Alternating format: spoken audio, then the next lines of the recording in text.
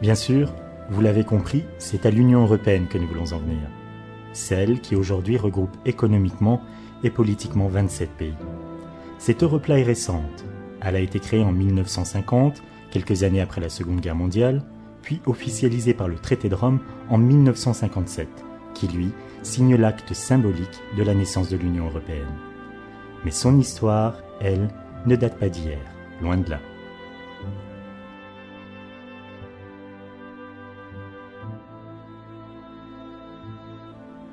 L'Europe est l'un des 5 continents, avec l'Amérique, l'Afrique, l'Asie et l'Océanie. Cependant, il est le plus petit par sa superficie. Petit continent, mais plein de ressources. Lié à l'Asie, dont il est en quelque sorte le prolongement vers l'ouest, il dispose d'un climat moyen, assez tempéré. Les montagnes sont facilement franchissables, pas de désert, pas de forêt impénétrable, pratiquement pas de zone inhospitalière. Où que l'on se trouve en Europe, on n'est jamais très loin de la mer. D'ailleurs, c'est un continent de péninsules. Grecque, italienne, ibérique, scandinave, entouré de mers, Atlantique, Méditerranée, mer du Nord, mer Noire. Énorme avantage qui permettra aux pays européens d'aller développer leur activité outre-mer et transporter leur savoir, leurs marchandises et leurs idées dans bien d'autres contrées du monde. Pendant ces derniers millénaires, ce continent n'a pas subi de grands changements, si ce n'est l'Angleterre qui s'en est détachée pour devenir une île.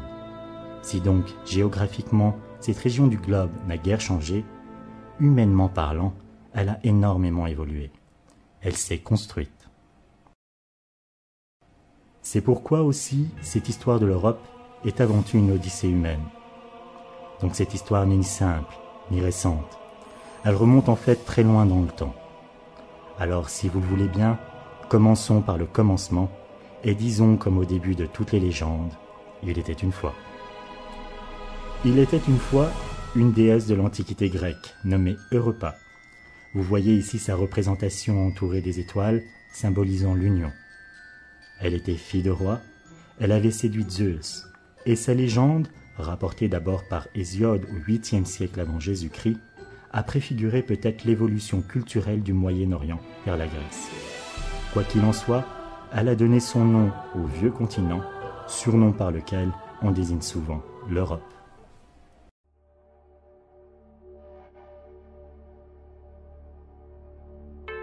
Schématiquement, on peut dire que c'est essentiellement à partir des 2 derniers millénaires de notre ère, dite chrétienne, que l'Europe géographique et humaine va se construire et prendre peu à peu sa configuration actuelle. Mais avant que cette Europe ne s'ébauche, une forme initiale d'art et de culture a déjà vu le jour il y a quelques milliers d'années auparavant. L'homme préhistorique a l'idée géniale de dessiner sur des pierres ou sur les parois des grottes où il s'abrite les représentations naïves de ce qui l'entoure, en particulier des animaux. Peintures et dessins rupestres esquissés au tison de bois. Plus tard, des civilisations et des sociétés humaines de plus en plus organisées éclosent, en particulier en Mésopotamie, entre le Tigre et l'Euphrate, grosso modo l'Irak actuel. C'est chez les Sumériens, il y a 6000 ans environ, au sein d'un peuple venu d'Asie, que vont apparaître les premiers éléments de la civilisation humaine, avec l'écriture, cunéiforme, le calcul, l'agriculture, l'élevage, le compte des jours, des heures, des minutes, et les premières règles de vie, en société aussi, les futures lois. Du côté de chez nous, c'est autour de la succession de 2 civilisations essentielles que vont se développer petit à petit tous les éléments historico-culturels qui vont servir de socle à l'Europe telle que nous la connaissons aujourd'hui, les civilisations grecques et romaines ou la civilisation gréco-romaine. Alors disons ceci tout de suite, avant d'être civilisé, l'homme se battait pour sa survie, comme n'importe quel autre animal. Mais après, il va malheureusement continuer pour se défendre parfois, bien sûr, mais aussi pour chercher à asseoir sa puissance ou son hégémonie. Darwin a dit « Il ne fait aucun doute que nous descendons des barbares ». Ce qu'il faut souligner en premier, je crois, c'est d'abord le très haut degré de culture atteint par ces deux civilisations. Politiquement et administrativement, elles sont très organisées. Chacun travaille au sein d'une corporation. L'art est omniprésent, particulièrement dans le culte des dieux. Les Grecs, sur des bases de sagesse philosophique, inventent la démocratie. Une assemblée d'élus représente le peuple qui participe à travers elle aux affaires publiques. Et le patron, c'est le peuple. Depuis, les démocraties modernes n'ont rien inventé de plus qui soit vraiment révolutionnaire. Philosophes comme Platon ou Socrate, mathématiciens comme Euclide ou Pythagore, savants comme Aristote ou Ératosthène, dramaturges comme Eschyle ou Sophocle, médecins comme Hippocrate, autant de personnages qui ont marqué par leur travail des siècles et des siècles, l'Europe et le monde. Les références à la civilisation gréco-romaine sont encore tellement omniprésentes.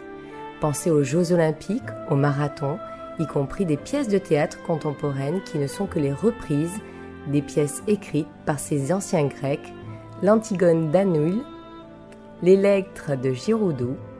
Tout ce qu'on peut dire des Grecs peut aussi être appliqué aux Romains. Senatus populusque Romanum, le Sénat et le peuple romain. La res publica, la République, est instaurée à Rome, mais d'inspiration grecque. Rome, qui est à l'origine du droit public et du droit privé, de grandes routes reliant des provinces lointaines, des ponts, des aqueducs, pont du Gard, Rome qui invente la catapulte, le béton. C'est un empire de 70 millions d'âmes utilisant la même monnaie, parlant la même langue officielle et de 10 000 km de frontières. L'Empire romain se développe entre 500 ans avant Jésus-Christ et pendant 1000 ans, il rayonne sur tout le pourtour est du bassin méditerranéen. Puis arrive le temps de l'implosion de ce fameux Empire romain, qui éclatera en 395 après Jésus-Christ. Lui succéderont l'Empire romain d'Orient, avec la langue grecque dominante, et l'Empire romain d'Occident, avec le latin. L'Empire romain d'Orient devient l'Empire byzantin en 476. C'est ce que nous verrons un peu plus tard. En attendant, cet immense empire aura duré 10 siècles avant de s'éteindre en 1453 avec son dernier souverain, Constantin XI. Il faut bien comprendre que cette civilisation gréco-romaine va servir de modèle au peuple, d'abord de toute l'Europe, puis plus tard dans bien d'autres parties du monde. De l'Espagne à l'Angleterre, de l'Allemagne à l'Italie, et même au-delà, l'Empire romain, c'est pratiquement l'Union européenne d'aujourd'hui. Magistrale, à partir de là, je crois qu'on peut vraiment parler des premières racines de l'Europe. Sur l'Empire romain en décomposition, ce sont les Celtes, Germains, Gaulois, Goths, Huns, Saxons, Angles, Normands, Lombards, Vikings qui tour à tour s'installeront dans les différentes régions d'Europe. Les Celtes, déjà cités par les anciens Grecs qu'ils appellent aussi les Gaulois ou encore Galates, peuplent le nord-ouest de l'Europe. Eux aussi vont chercher à repousser les limites de leur contrée. Plus à l'est, des tribus sont implantées dans la partie centrale de l'Europe, les Germains. Saxons, Angles, Normands coloniseront l'Angleterre. Lombards et Ostrogoths, l'Italie. Wisigoths, l'Espagne. Les Vikings, la Scandinavie. Et les Francs, ce territoire qui deviendra la France. Nous avons vu que la civilisation gréco-romaine a constitué une partie du socle fondamental de l'Europe. Un autre élément clé des fondements de l'Europe est la religion chrétienne, née en Galilée, qui va devenir, malgré bien des vicissitudes, des soubresauts et des éclatements, la religion quasi commune des futures nations européennes. Nous avons vu que dans sa décomposition, l'Empire romain se scinde en Empire romain d'Orient, avec la langue grecque dominante, et l'Empire romain d'Occident, avec le latin. L'Empire romain d'Orient devient l'Empire byzantin en 476. Plus à l'est se trouve Byzance, devenue Constantinople, aujourd'hui Istanbul. Romaine par ses institutions, Grecque par sa culture, sa langue, son peuple, elle fut des siècles durant la plus grande capitale économique et commerciale du monde civilisé. Les Byzantins sont les premiers à ouvrir des routes commerciales vers l'Inde et la Chine. Istanbul est le tout petit morceau de la Turquie qui se trouve en Europe. Tout le reste, la péninsule turque, est en Asie. Nous reparlerons de cette situation particulière un peu plus tard.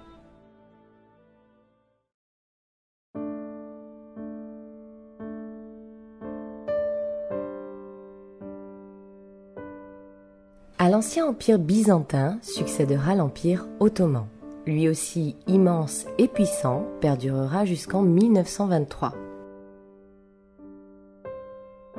Pendant qu'en France règnent les Carolingiens, les Arabes passent à l'offensive. Ils attaquent Constantinople, mais aussi montent vers l'Espagne et le royaume franc.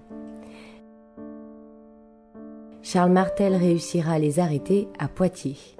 Ils resteront toutefois en Espagne, où leur profonde influence est encore bien visible aujourd'hui, en particulier en Andalousie.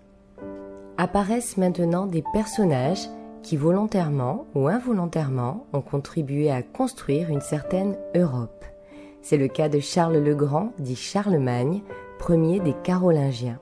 L'empereur va donner au royaume franc une dimension politique et culturelle jamais atteinte nulle part ailleurs jusque-là. Il crée l'école. Guerrier et ambitieux, il donnera aussi à son royaume une dimension géographique immense, allant de l'Espagne à l'Allemagne et l'Italie. Là encore, une sorte d'Europe avant l'heure. Cet empire, insuffisamment contrôlé et stabilisé, éclatera rapidement après sa mort. Les gens du Nord, Scandinaves, Vikings, Angles, eux aussi entreront dans la légende de l'Europe. Les Vikings, rois des mers, s'imposeront en profitant de l'anarchie qui règne un peu partout sur le continent. Les Slaves, enfin, Russes, Polonais, Bulgares, Serbes, Croates, apportent aussi leur influence dans cette Europe qui se cherche, se déchire, se pétrit. Pendant tout ce temps, et encore pour longtemps, de manière quasi permanente s'affrontent deux religions d'ouest en est, catholiques et orthodoxes. Mais voilà, mine de rien, dans le fracas des batailles et les désordres de ces grandes invasions, l'Europe, à l'insu de tous, s'est mise en marche. Une douzaine de siècles très turbulents nous ont amenés au Moyen-Âge. Déjà, les contours des nations de l'époque commencent peu à peu à ressembler aux frontières d'aujourd'hui. On est passé d'une civilisation méditerranéenne à une civilisation européenne.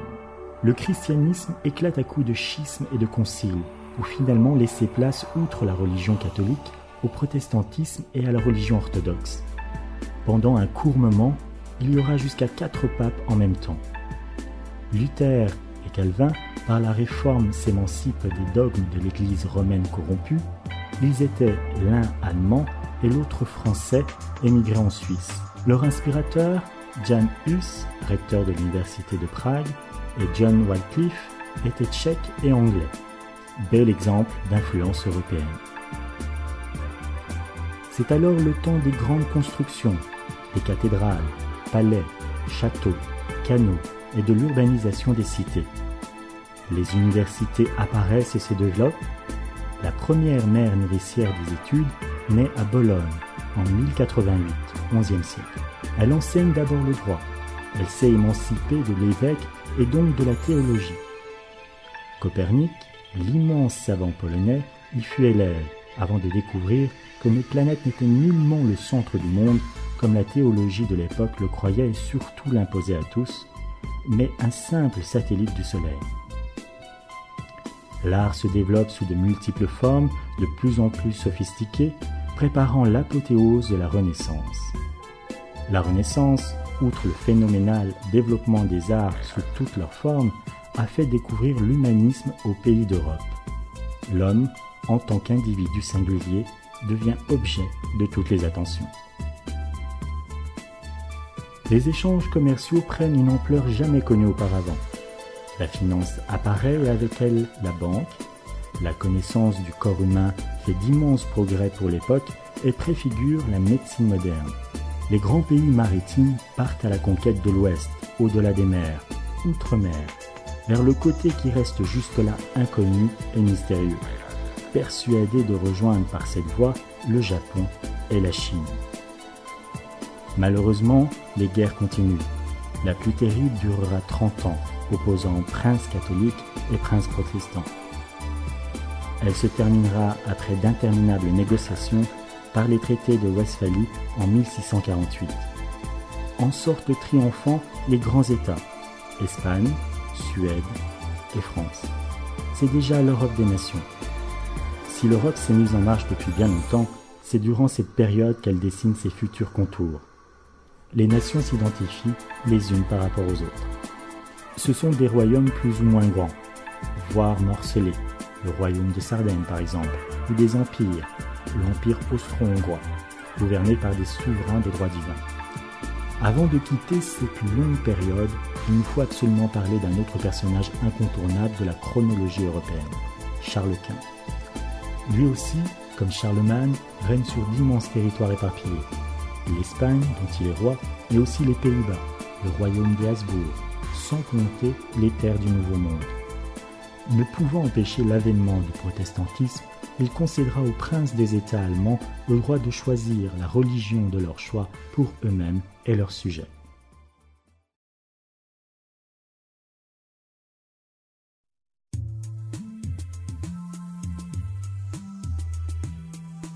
À partir de la Renaissance, la civilisation de l'Europe a définitivement distancé toutes les autres, chinoises, indiennes et musulmanes.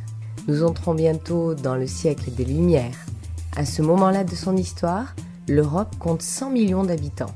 Nous sommes 500 millions aujourd'hui. Pour le coup, les idées nouvelles, politiques, sociales, économiques vont aller bon train. Descartes, Voltaire, Diderot, Thomas More, Erasme, qui ne cessera sa vie durant de sillonner l'Europe, vont délivrer à tous les pays du vieux continent leurs idées humanistes, nouvelles et souvent révolutionnaires. La société européenne du XVIIe siècle se laïcise progressivement. L'idée du progrès se développe et de grandes inventions voient le jour qui justement assurent de sérieux progrès dans la vie quotidienne des Européens. L'invention de l'imprimerie par Gutenberg en 1445 avait déjà permis de divulguer au plus grand nombre le savoir jusqu'ici réservé aux lettrés et au clergé. On découvre ou redécouvre les écrits de la Grèce et de la Rome antique, de leur philosophie. D'autres inventions importantes viendront peu à peu changer la vie des hommes et des femmes.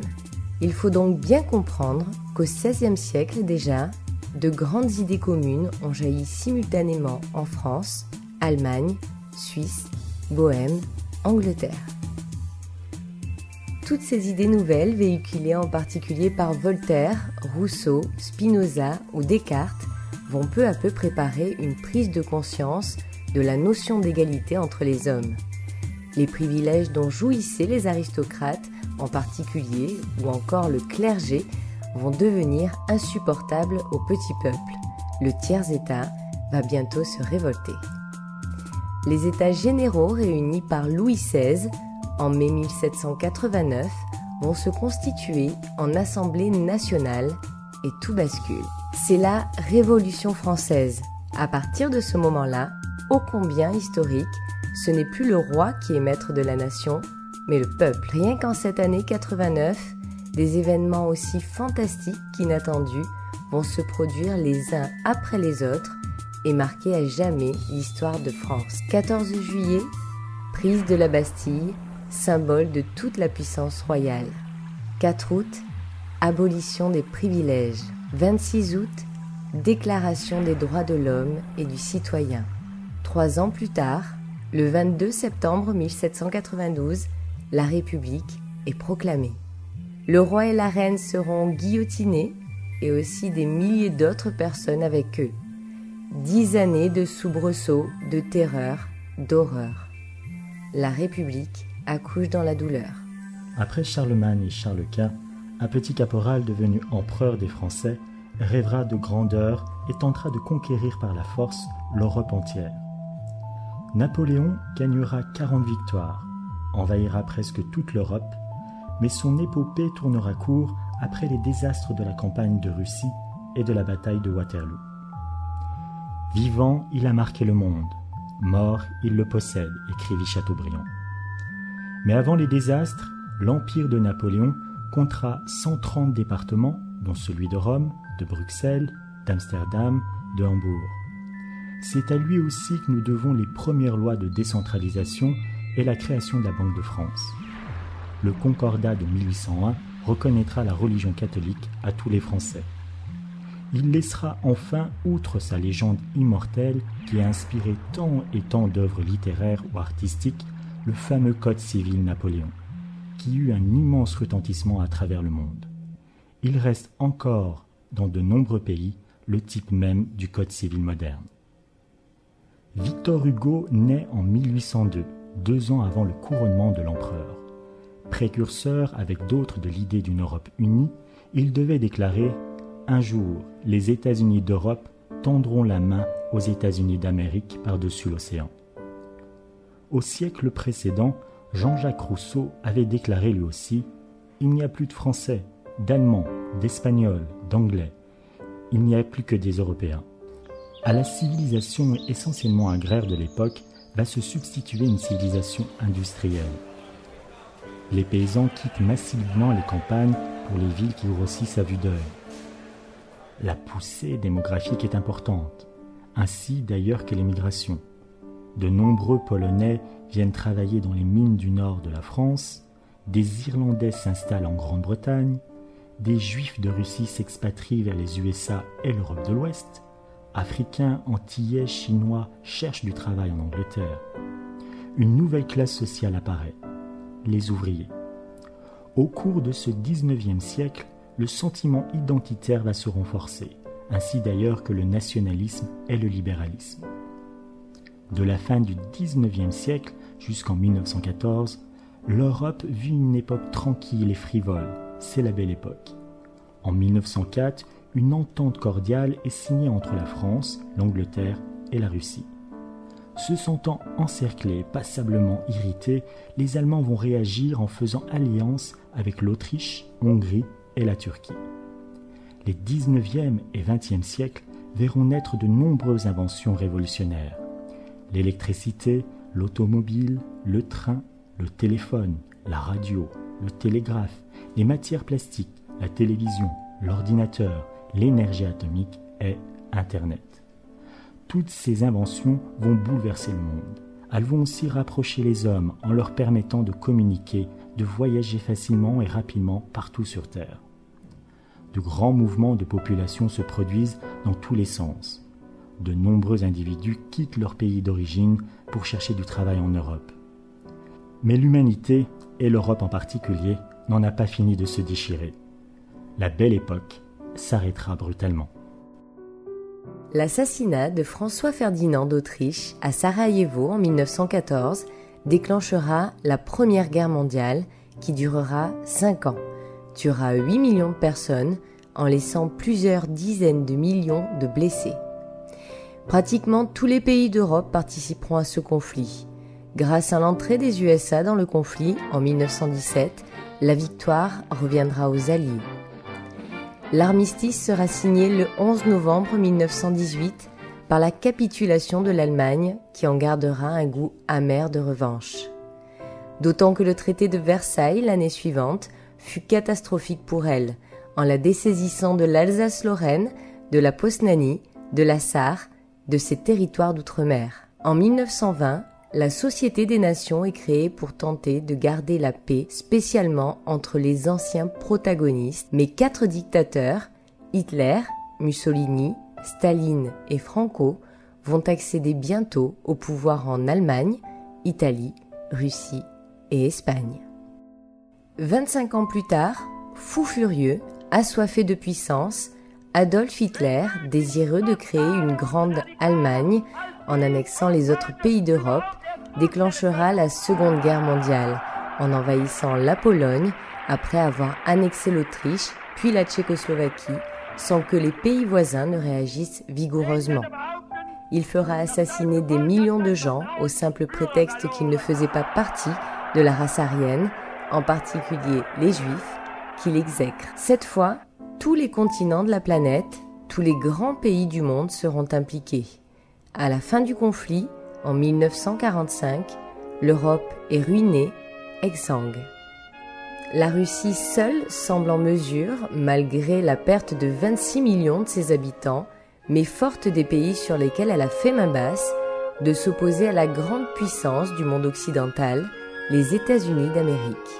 Les deux grands blocs vont s'affronter par leur idéologie communiste d'une part, capitaliste de l'autre.